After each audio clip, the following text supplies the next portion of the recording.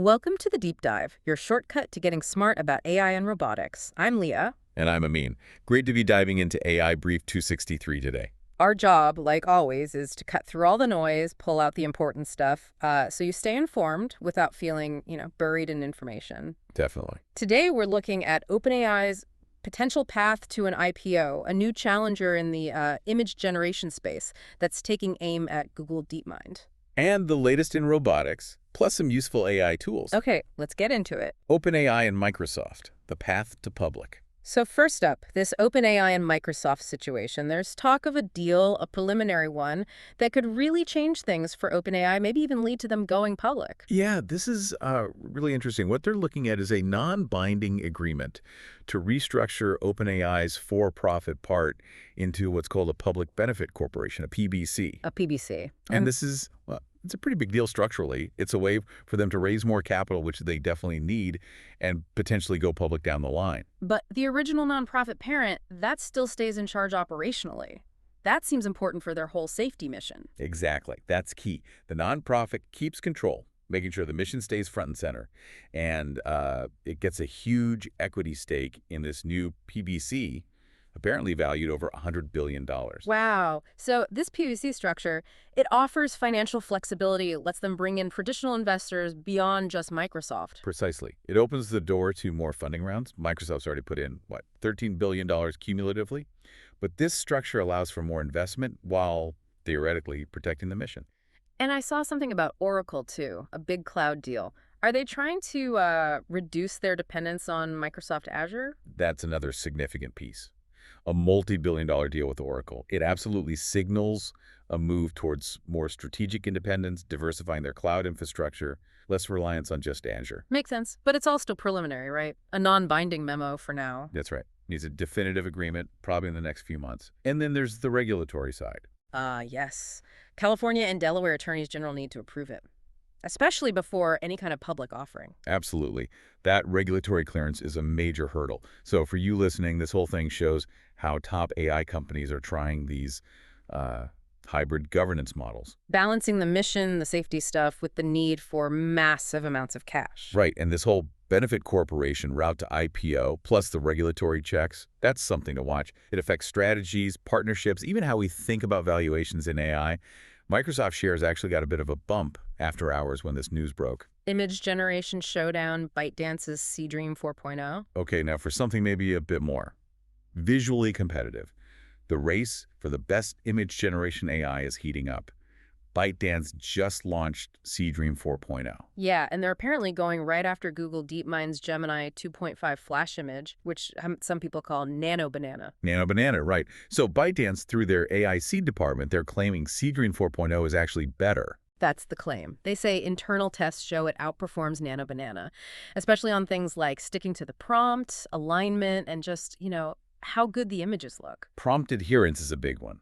Getting the AI to actually create what you asked for. It really is. So Seedream is an end-to-end engine, creates images, edits them based on text, reference pictures, even combining multiple images. What are the standout features? Like, what makes it strong competition? Well, the text-driven editing sounds quite powerful, adding, removing, changing things in the image, just using natural language.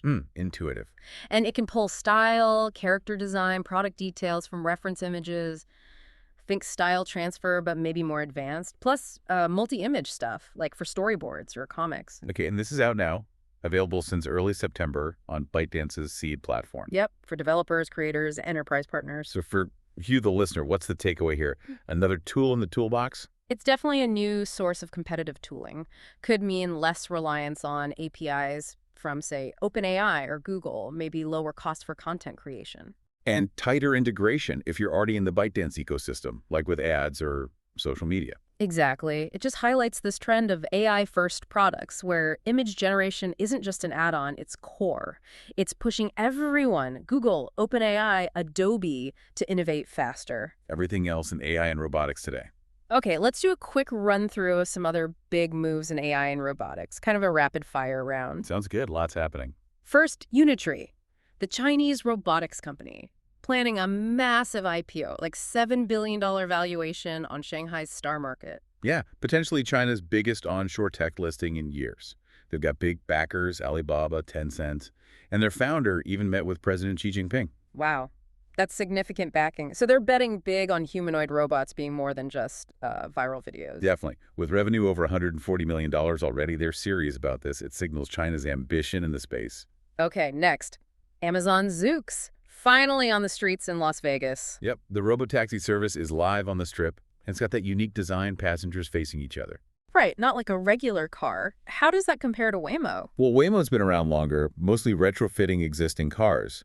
Zoox believes building these purpose-built robotaxis from the ground up is the winning strategy long-term. Interesting. And it's free for now via their app. That's right, if you're on the Vegas Strip. And finally, Elon Musk and Tesla's Optimus robot. He unveiled plans for version 3. Yes, at the All-In Summit, claiming Optimus V3 will have manual dexterity comparable to a human. That's a huge claim, human-level dexterity. It is. He envisions making them for around $20,000 each eventually. Yeah. The AI chip alone is maybe $5,000, $6,000 of that. He seems really focused on this. Said he spends more mental energy on Optimus than anything else. Called it potentially the biggest product ever. So yeah, clearly a massive priority for Tesla's future beyond cars. Trending AI tools. All right, let's wrap up with some practical stuff. AI tools that you could actually use to boost your productivity. Good idea. Moving from the big picture to things you can try out now. First, Texta. Press one button, get long-form, SEO-ready articles, supposedly without plagiarism issues. Yeah, the claim is it goes beyond simple spinning to create more original, coherent content tailored for SEO. Then there's Resi. It helps fill resume gaps with quantified wins and formats for those ATS scanners. Right. It's designed to get your resume past the initial automated screening by highlighting measurable achievements in the right format. Big help for job seekers. Okay, the Google AI Edge Gallery. This showcases AI running on your device, not just in the cloud. Exactly. On-device machine learning and generative AI. You can try models locally. It's about privacy, speed, offline use. Google's pushing this for developers and users. Next, StoryChief.io.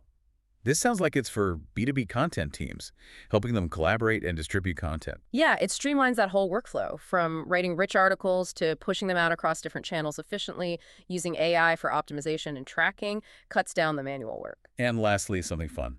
Movie Pong, a browser game for movie trivia. Yeah. You and friends go back and forth naming actor-movie connections. It's a simple example of how AI, like a knowledge graph, can power even casual entertainment smoothly. Outro. Wow, okay. We covered a lot today, from these huge corporate AI strategies and IPO paths. To robots hitting the streets and getting seriously dexterous. And even tools you can use right now. It's been quite the deep dive. It really makes you think, doesn't it? With all this money pouring in, this intense competition we talked about, how is that going to shape AI? Will it become more accessible? Will innovation speed up, or will it get locked down? Something for you to consider. Definitely something to ponder. If you found this useful, please do follow the deep dive wherever you get your podcasts. And maybe share it with someone else who likes to stay ahead of the curve on AI. Until next time, keep exploring.